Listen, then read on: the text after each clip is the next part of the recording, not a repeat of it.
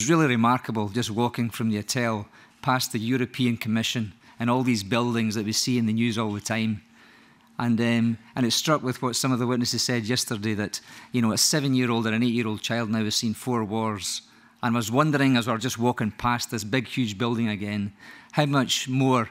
We're always talking about the taxpayer, aren't we? The rights of the taxpayer, the European taxpayer. I just wondered, are we going to be dumb enough again to pay for reconstruction in Gaza and let these people bomb the hell out of it once again? It just seems absolutely bizarre. It seems remarkable, and it's incredible how it's ignored. Can I just say, they'll probably seem like tiny little points, but I just want to remember too that Raji Sourani and Ashraf Masharawi were not allowed to come. I was particularly looking forward to hearing the evidence of Raji, who had the great privilege of meeting 4 years ago in preparation to the build-up to the first tribunals. And he was a remarkable man, very articulate. And the great thing was he's been living and working and seeing, and he's an eyewitness, and he was going to speak from Gaza direct. And isn't it remarkable that he has not been allowed to come? Isn't it remarkable that a filmmaker is not allowed to come? So I really hope that we will not forget those very, very important points.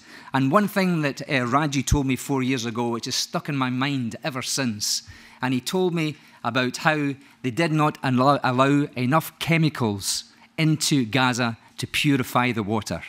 They gave them enough not to kill them, but he said not enough to give us healthy, safe water. In other words, they are poisonous slowly. I think it's absolutely remarkable. And just connecting with that, there was one little anecdote of yesterday which will stick in my mind forever. And it was almost an accident, but I think it's a very, very little point, but I think it enlightens many things. During lunch, I was speaking to Mr. Richard Falk, and very casually we talked about, you know, what he was doing previously. And one of his jobs was he was the UN Special Reporter to the occupied territories.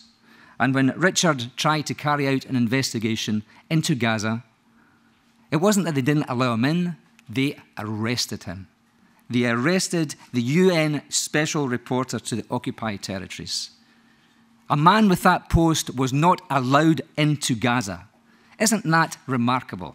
It is unbelievable. The person appointed by the United Nations, the opinion, world opinion, trying to respect international law, go and check out what's happening, and he's not only not allowed in, but he is arrested. How many people know that?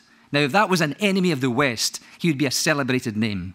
And I think in many ways, this explains just exactly what's going on here. We have all these laws. I was listening to all these brilliant legal advisors we had yesterday. Fantastic people who have studied the law, who know the details, they know the case law. We've got the UN conventions, we've got the Geneva conventions, we've got the genocide conventions. It's all sitting there. Paul Mason told us yesterday the entire 51 days has been recorded. It is all there. It is in place. But there is no political will to implement these decisions. So remember Richard Falk, and let's remember that they are so hard-nosed, they sent a message to the UN, we do not like your appointment, we will not respect it.